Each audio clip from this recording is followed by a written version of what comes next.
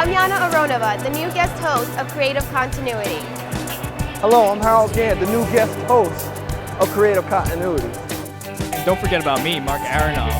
A new set of hosts, a new season, and all shot in glorious HD. Join Harold, Mark, and I as we bring you news from Comic-Con with your favorite writers, artists, and celebrities. Creative Continuity, we bring the convention to you. We're here at New York Comic Con 2013 with some scary people who kidnapped me and now want me to be on.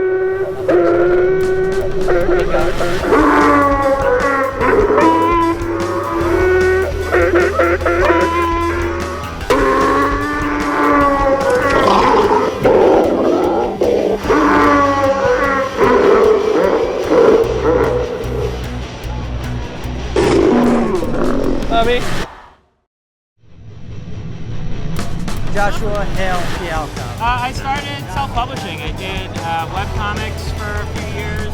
I did mini comics, and then I had a small publishing company with a buddy of mine, and we did a horror anthology called Western Tales of Terror. Wow. And I tricked myself as editor-in-chief into hiring me to write like 3/4 or like half of every book. And then from doing that, I started to meet more artists and make more friends in the industry. And I did a book called Elks Run that we self-published also. And then eventually Random House bought that book, and I've been just kind of working solidly ever since. No, it was something that like I believed in what we were doing, and kind of the upside of it is that it was just cost effective because you're doing it yourself. Like when you're doing it yourself, like you don't have money. We got a lot of guys to do work. Almost everyone did work for free just to do shorts, just to have the shorts published. And we got the first work of a lot of guys who went on to do some really cool stuff. I mean, I did a book at Dark Horse like 5 or 6 years ago now.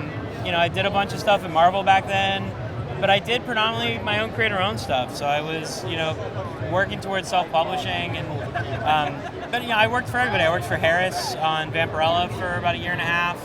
I did a lot of stuff for Top Cow. I owe a lot of my career to the guys at Top Cow. I learned a ton working there with Rob Levin and Philip Sablik, who have both now. Rob is now at CBR, and Philip is now running one of the guys running Boom. But those two guys, they both really took a vested interest in me and really, helped build me up. How did you find yourself in the New 52? I think they needed a horror writer, and I had just done a book called Echoes. It was a combination, like I'd been nominated for an Eisner. This is all speculation, but I've been nominated for an Eisner for a book I did called Tumor. And on the tail of that, I also released a book called Echoes. It was a hard horror book that was nominated for a bunch of Harvey Awards and was pretty well regarded. And I think they needed a horror writer and didn't know better. So they hired me, they brought me in. The hiring process was actually really easy. So what stuff are you working at Dark Horse right now? On Dark Horse, I'm working on Skyman, which is part of their superhero universe. It spins off of Captain Midnight. And I'm real lucky because Captain Midnight's actually written by one of my good friends, by Josh Williamson. Yeah. So we get to talk a lot and really try to make the books kind of fit together. It's been a really, really fun time. Like it's nice to do sort of a simple, clean superhero book. We got, I think, some pretty cool twists and turns. I'm really, really proud of the book. I think it's a lot of fun. I can't wait for people to see it. Right now, Marvel, I'm working on Cataclysm. It's our big fall event for the Ultimate Universe. I'm writing, Brian Bendis is writing the main series as well as Ultimate Spider-Man, and I'm writing the Ultimates and Ultimate X-Men, and it is so much fun, it's ridiculous.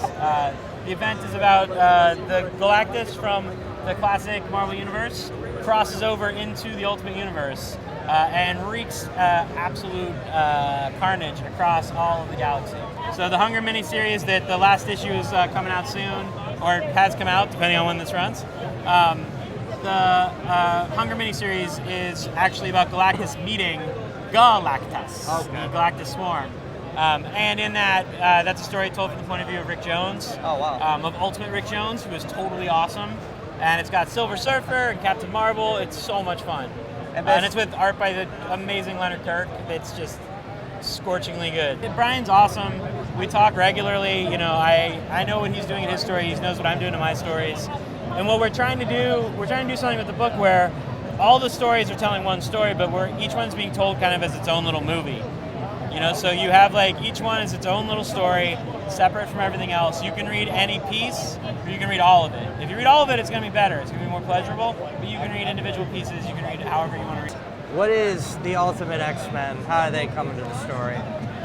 So the Ultimate X-Men, it's coming right out of what Brian Wood was doing with World War X. So they're the X-Men are dealing with this huge giant battle that just happened that literally has torn the two factions apart. And so we're sort of, so I'm picking up the story from there. So what I wanted to do is I wanted to do that epilogue issue. Yeah. There's always at the end of events, there's always that like little epilogue issue. So in the middle of the epilogue, where it's this like somber, let's reflect on what we've done. Oh my God, giant purple man! How's it working on Ultimates? Great, it's so much fun. I love the Ultimate Universe. When I was starting in comics, I had always just kind of assumed I'd always do create your own stuff and sort of on my own corner. And reading Ultimate Spider-Man as it was starting with Bagley, was one of the first, with Bagley, the very early stuff was some of the first stuff I read that made me think like, oh, I want to and can do this. Like this is a legitimate way to go. And Bendis, for me to get to work with Bendis is like completion of sort of a nice circle. Like I was a fan of his. I was on his message board when I was starting out.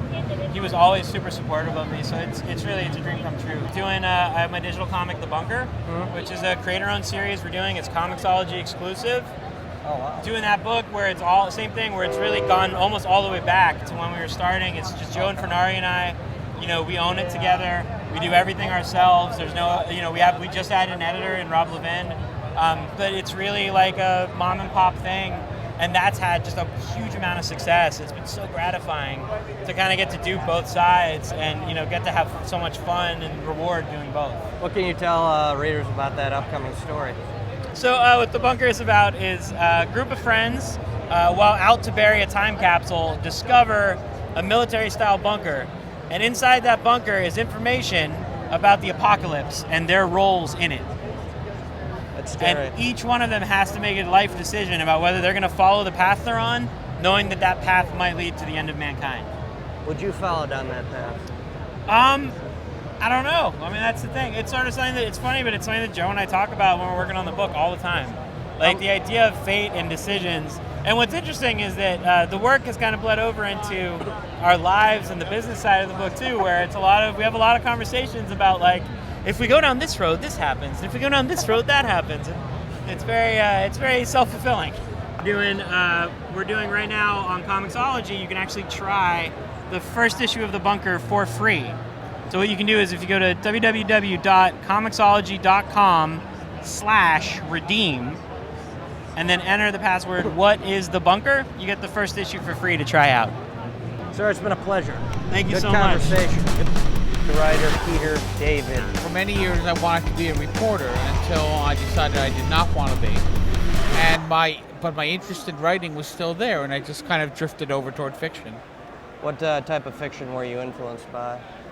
Oh, science fiction, fantasy, all fiction, really, I was influenced. I've had over 100 novels published. In recent days, I've taken to publishing some of them myself. It's under the imprint of Crazy 8 Press, which is a group endeavor that is done by myself and several of my friends, Mike Friedman, Bob Greenberger, Aaron Rosenberg, folks like that. Pulling Up Stakes is a vampire novel of mine that I actually did initially send around to publishers who rejected it for very strange reasons, such as, oh, no, if it's going to be a vampire book, it has to be written by a woman. Or if it's a vampire book, it has to be about a mortal woman who's hopelessly in love with a sterling romantic vampire. Everything they wanted to see is everything that Pulling Up Stakes is not about. And that was kind of frustrating. But Crazy 8 came along, and I published it myself and several other of my titles, and I'm having a great time doing it. I tend to lean more towards fantasy novels, I've noticed. I did more recently I did a novel called Fearless that I co-wrote with my daughter Caroline. That is a sequel to a previous novel of mine called Tiger Heart. That was a lot of fun. How did you approach, I guess I would say, editors or publishers with your work? Well, I was working at Marvel Comics. I worked in the sales department, so it wasn't that difficult for me to approach the editors. I walked into their offices. But there was a great deal of resistance from the Marvel editors because at that time, nobody from the business side of the industry, at the time I was working in the sales department, no one from the business side had ever come over into the editorial creative side. There was kind of a schism. And that wound up being broken down by Jim Owsley, who hired me on to do Spider-Man for a year or two. And then I wound up getting Hulk, and it just kind of went from there. When you did Young Justice, some of your stories, and you talk about this, I believe, in your comics book of writing comics, you focused on a lot of socially conscious stories about the impact of different events going on, but you focus on a single character. What was your thought process behind doing that? To tell good stories. I mean, it really was, my feeling was I had teenagers. I should write stories about them and about them learning about the world. And these were things that were going on in the world, and I thought it would be appropriate to tell those stories not only for the learning process of the characters, but also for the learning process of the people who were reading about them. Were you influenced by the ideas that like Denny O'Neil and Neil Adams did in the Green Lantern, Green Arrow run? I wasn't thinking consciously about, wow, I really want to do relevant comic books. I mean, I loved Denny and Neil's stuff at the time, although I even then felt it was a little heavy-handed. I tried to have a lighter touch with my work. Whether I did or not, I pretty much leave up to the readers to decide. Whenever I would want to do something fairly major with a character, it had to be overseen and approved by top levels of editorial. DC was much more conscious in terms of staying on top of things like that. Whereas with the various comics I do for Marvel, it's pretty much I get the okay from my editor and I'm good to go. Do you feel you like more writing, I guess, graphic literature with comics and everything, or more having more control, I guess, over the scenery and everything with... I like them both for different reasons, to get very different products. I mean, I love writing novels because it's the purest form of communication with my readership. On the other hand, when I'm doing a comic book, the final product can wind up being better than anything I could have done single-handedly because I'm doing it in the company of another creator. What other stuff do you have coming up that you're self-publishing, doing comics-wise with Marvel? I just actually turned in a manuscript to Amazon Press that they're going to be publishing called Artful, the story of the Artful Dodger, Hunter of Vampires. I have a new X Factor series. A corporation that's kind of the Marvel Comics equivalent of Google decides to get into the superhero industry. And they put together their own team. They licensed the name X Factor from Jamie Madrox, and they start assembling a team. The first 3 people who are part of the team, which I will tell you about, are Polaris, Quicksilver, and Gambit. And we have 3 other members who will be coming in during the first 6 books. Thank you very much. Hi, this is Peter David doing the outro. Goodbye. Goodbye. Have fun. Are you an accountant? No, but... Want to be? Maybe they do. All right, pretty let's well. just practice. They do pretty well. Can you count? 1, 2, 3, 4, No, 5. you weren't using your fingers.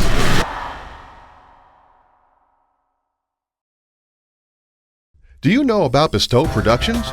We're the area's leader in video production. We provide quality, award-winning, and professional work in television commercial advertising, video for the web, video content for direct distribution, video on demand, and so much more.